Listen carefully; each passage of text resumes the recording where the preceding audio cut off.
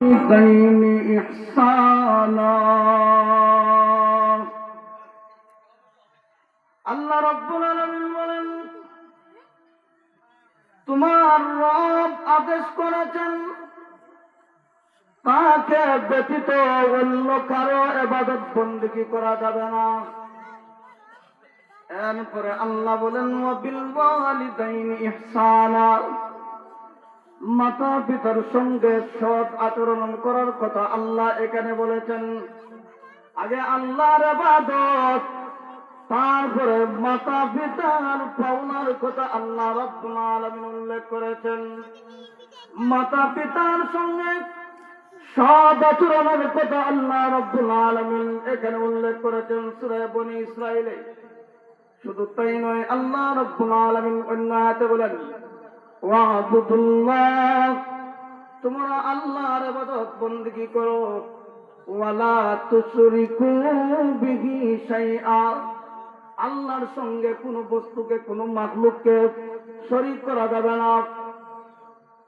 আল্লাহর সঙ্গে কোনো বস্তুকে শরীক করা যাবে না, কোনো মাখলুককে শরীক করা যাবে না। এরপরে আল্লাহ বলেন, ওয়াবিল ওয়ালিদাইনি ইহসানা, এখানে আল্লাহ মাতা পিতার সঙ্গে সৎ আচরণের কথা আল্লাহ বলেছেন। আল্লাহ রাব্বুল আলামিন আমাদেরকে সৃষ্টি করেছেন ইবাদত বندگی করার জন্য।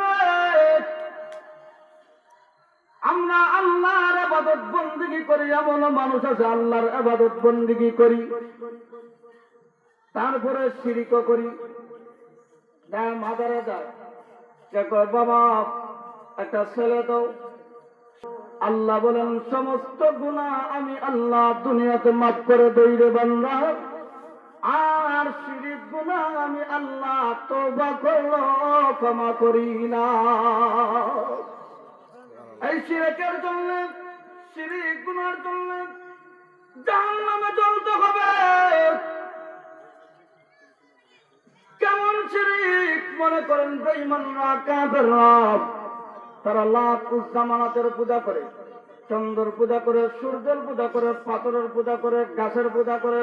কিন্তু আমাদের মুসলমানের মধ্যে যেমন মানুষ আছে আল্লাহর একত্ববাদের সাক্ষী দেয়, তারপরও বাজারে গিয়ে শ্রদ্ধা দেয় আর বলে, বাবা আপনি আমাকে একটা সন্তান দেন গো, বাবা একটা সন্তান দেন, আপনি ছাড়া আর দেওয়ার মালিক কেউ নাই। এমন মুসলমান আছে কিনা আপনার এলাকায়? ও আমার নোয়াখালী জেলার যুবক ভাইরা, সব গুনাহ আল্লাহ তওবার কারণে মাফ করে দেয়। জিনা করলে আল্লাহ তওবার কারণে মাফ করে দেয়। বান্দার হক নষ্ট করলে, বান্দার সঙ্গে বান্দার হক নষ্ট করলে, বান্দার সঙ্গে যখন আপনি খুশামত করে নিবেন, বান্দার কাছে যখন আপনি মাপ চেয়ে নিবেন, বান্দা যদি মাপ দেয়, তখন আল্লাহ রাব্বুল আলামিনের কাছে তওবা করলে মহান আল্লাহ আপনার এই হুকুকুল ইবাদ, বান্দার হকের গুনাহ মহান আল্লাহ মাফ করে দিবে। বান্দার কাছ থেকে মাপ আনতে হবে। বান্দা যদি মাপ না দেয়, হুকুকুল ইবাদ, বান্দার হক আল্লাহ মাফ দিবে না। আর শিরক গুনাহ এমন যা তওবা করলে আল্লাহ মাফ দিবে না। ইন্না শিরকা লাযুলমুন আযীম। আল্লাহ রাব্বুল আলামিন বিভিন্ন আয়াতে আল্লাহর একত্ববাদের কথা বলেছেন। আল্লাহ শুরুতেই বলেছেন, ওয়া কাযা রাব্বুকা আল্লা তা'বুদু ইল্লা ইয়্যা, তোমার রব আদেশ করেছেন তাকে ব্যতীত অন্য কারো ইবাদত করতে। কাপড়ও লাগবে বলুন তো আল্লাহ কয়জন? আর কি মাল লইবেন নি গেলে? আল্লাহ রাব্বুল আলামিন সকালে আইতাম গান এখানে হ্যাঁ ইবাদত বندگির কথা উল্লেখ করেছেন। একমাত্র আল্লাহর ইবাদত বন্দেগীর কথা উল্লেখ করেছেন। আল্লাহ রাব্বুল আলামিন একত্ববাদের কথা বিভিন্ন সূরার মধ্যে আল্লাহ আলোচনা করেছেন। আল্লাহ বলেন কুল হুয়াল্লাহু আহাদ, আল্লাহ এক। আল্লাহ রাব্বুল আলামিন আরো অন্য আয়াতে আল্লাহ বলেন আল্লাহু লা ইলাহা ইল্লাহু, আল্লাহ ছাড়া কোনো মাবুদ নাই, আল্লাহ ছাড়া কোনো ইলাহ নাই, আল্লাহ ছাড়া কোনো মাবুদ নাই, আল্লাহ ছাড়া কোনো ইলাহ নাই। হুয়াল হাই, তিনি চিরঞ্জীব, আল কাইয়ুম, তিনি বিদ্যমান। এত বোঝা যায় দুনিয়ার সবকিছুর ধ্বংস আছে, আসমান জমিনের ধ্বংস আছে, সমস্ত মাখলুকাতের ধ্বংস আছে, মানুষের ধ্বংস আছে, কিন্তু একমাত্র আল্লাহ বাকি থাকবেন। আর একত্ববাদের স্বীকৃতি একমাত্র মহান আল্লাহই পাবে। একত্ববাদের স্বীকৃতি একমাত্র আল্লাহই পাবেন। এরপর আল্লাহ রাব্বুল আলামিন এখানে আলোচনা করতেছেন ওয়াবিল ওয়ালিদাইনি ইহসানা।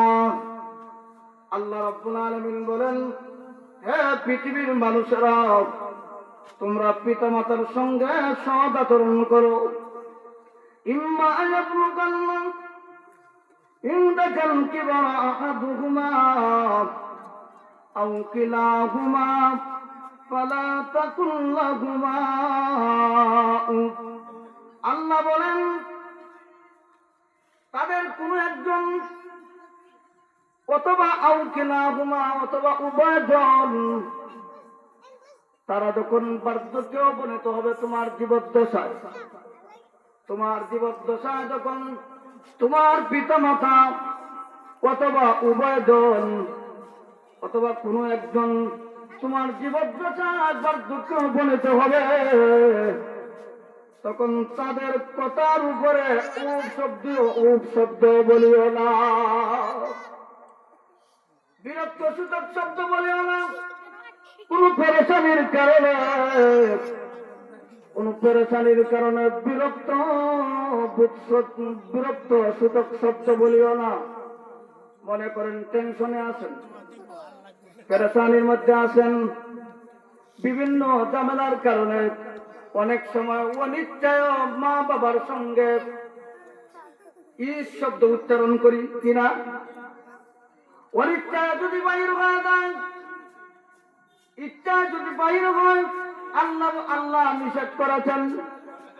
অনিচ্ছায় যদি বাহির হয়ে যায়, লা ইলাহা ইল্লাল্লাহ।